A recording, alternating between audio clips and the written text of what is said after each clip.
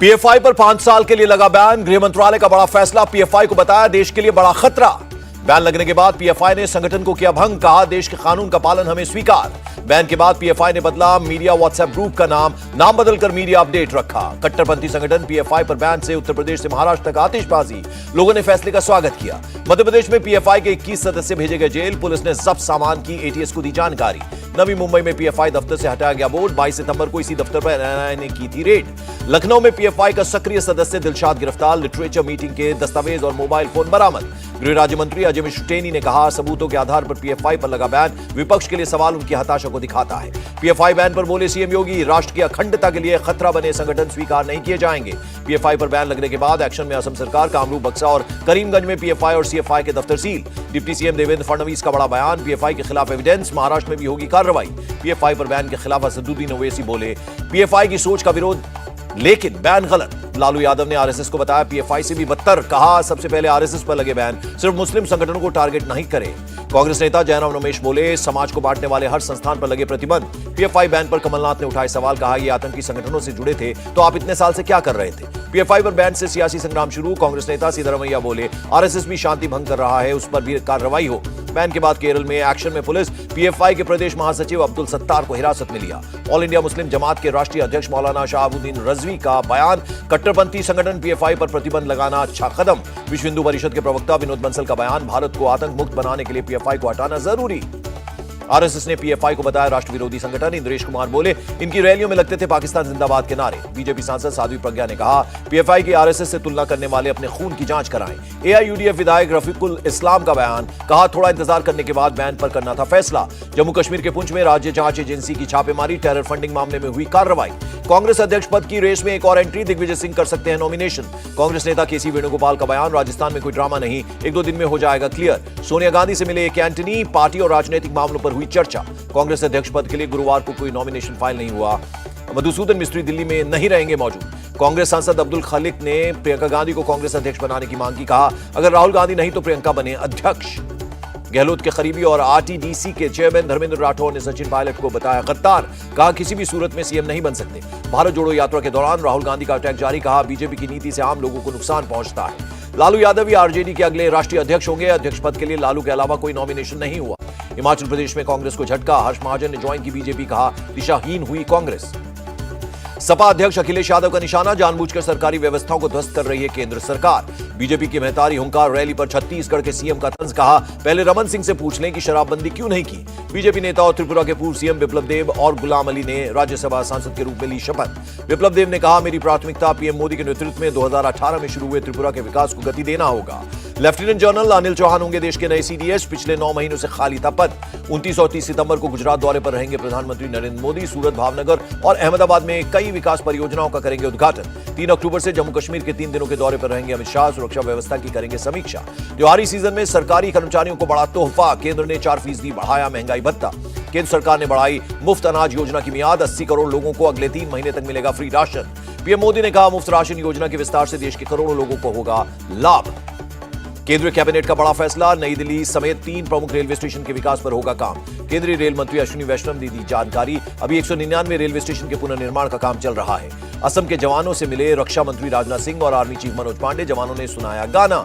स्वदेशी ATAGS तोप का सफल परीक्षण, तोप ने एडवांस्ड वर्जन के ट्रायल में दिखाया दम। भारत बांग्लादेश कुशियारा नदी जल समझौते को मंजूरी, सूखे के वक्त नदी से 151-153 क्यूसेक पानी निकाल सकेगा असम। मदरसों में 6 घंटे की पढ़ाई के आदेश पर यूपी मदरसा बोर्ड के अध्यक्ष ने कहा रजिस्टर्ड मदरसों पर लागू होगा आदेश। जम्मू कश्मीर के कुलगाम में 24 घंटे में 2 एनकाउंटर, जैश कमांडर समेत 3 आतंकी मारे गए।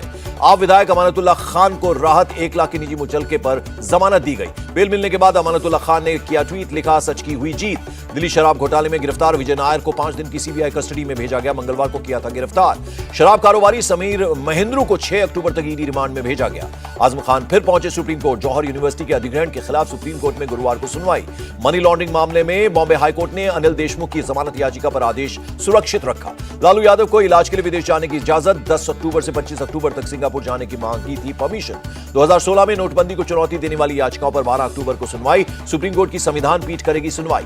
ईडी ने आमिर खान नाम के एक शख्स से 12 करोड़ रुपए के बिटकॉइन फ्रीज किए। मनी लॉन्ड्रिंग को लेकर बड़ी कार्रवाई।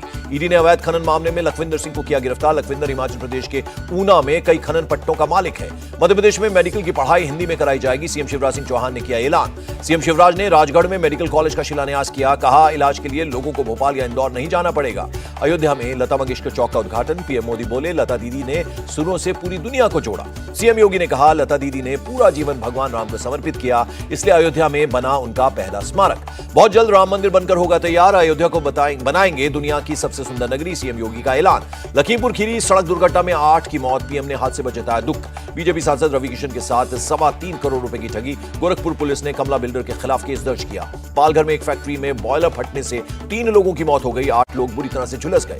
कलकत्ता हाईकोर्ट से ममता सरकार को झटका। दुआरे राशन योजना अवैध घोषित की। राष्ट्रीय करियर सेवा पोर्टल पर 4,82,000 पद खाली। श्रम और रोजगार मंत्रालय ने दी जानकारी। अंकिता के घर वालों को 25 लाख की आर्थिक सहायता का सीएम धामी ने किया ऐलान। कहा, अपराधियों को दिलाई जाएगी कठोर सजा। पंजाब के फिरोजपुर में भारत पाकिस्तान सीमा से एक AK-47 राइफल बरामद। कर्नाटक के पैगंबर मोहम्मद पर प्रिंसिपल में निबंध लिखने को कहा, लोगों ने प्रिंसिपल की पिटाई कर दी। रांची में मंदिर में मूर्ति तोड़ने के आरोप में एक गिरफ्तार। पुलिस ने कानून व्यवस्था बनाने के लिए फ्लैग मार्च किया।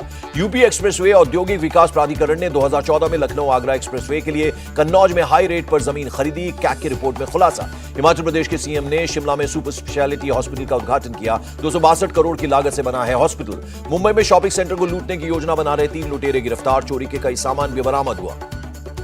कानपुर के खनलगंज में मजार में नए निर्माण पर बजरंग दल कार्यकर्ता का हंगामा। पुलिस ने नए निर्माण को तुड़वाया।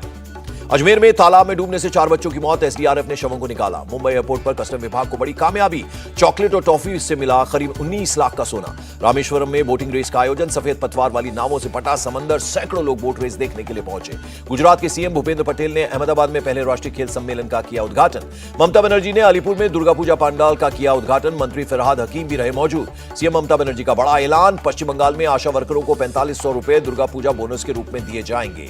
अलीगढ़ में बीजेपी नेता रूबी आसिफ खान के घर के बाहर धमकी भरे पोस्टर लगे। जांच में जुटी पुलिस। रूबी आसिफ खान ने कहा, भगवान गणेश की मूर्ति स्थापित करने के वक्त भी मिली थी धमकी, अब भगवान राम की कर रही हूं पूजा। बिहार के गया में दुर्गा पूजा की धूम। शक्तिपीठ मां मंगला गौरी मंदिर में भक्तों की भीड़ उमड़ी। कोलकाता में मिताली संघ समुदाय का अनूठा पंडाल। बीसीसीआई प्रेसिडेंट सौरव गांगुली ने किया उद्घाटन। भुवनेश्वर में दुर्गा पूजा के लिए राम मंदिर और अक्षरधाम मंदिर की थीम पर बन रहे हैं पंडाल। इंदौर में नवरात्र में गरबा की धूम। अभय सभागार में गरबा का जबरदस्त आयोजन। देश में 24 घंटे में कोरोना के 3,615 नए एक्टिव केसेस घटकर 40,979 हुए। ओडिशा में कोरोना के 208 नए केस आए। नए मामलों में 26 बच्चों में संक्रमण की पुष्टि। दिल्ली में कोरोना के 88 नए मरीज मिले। 24 घंटे में 80 से ज्यादा लोग रिकवर हुए। भारत में हृदय रोग और कोविड बूस्टर टीकों के बीच कोई संबंध नहीं, विशेषज्ञों ने दी जानकारी। नेपाल में हिमस्खलन की चपेट में आए अमेरिकी पर्वतारोही का शव बरामद। हेलीकॉप्टर से काठमांडू लाया गया शव।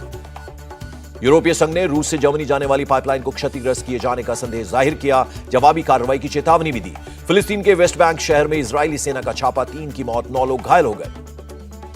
आईएमएफ ने ब्रिटेन को दी एहतियात बरतने की सलाह। टैक्स कटौती को लेकर फिर से विचार करने के लिए कहा। रूस यूक्रेन युद्ध के चलते तेल की कीमतों में उछाल से भारत की बढ़ रही है परेशानी। विदेश मंत्री एस जयशंकर का बयान। रुपया अब तक के सबसे निचले स्तर पर पहुंचा। 1 अमेरिकी डॉलर की कीमत बढ़कर 81 रुपए 90 पैसे हुई। और गिरावट के साथ बंद हुआ शेयर बाजार। सेंसेक्स 509 और निफ्टी 148 पॉइंट गिरा। इंडिया टीवी हर वक्त हर जगह डाउनलोड करने के लिए सर्च करें India TV news Google play store या ऐप स्टोर पर।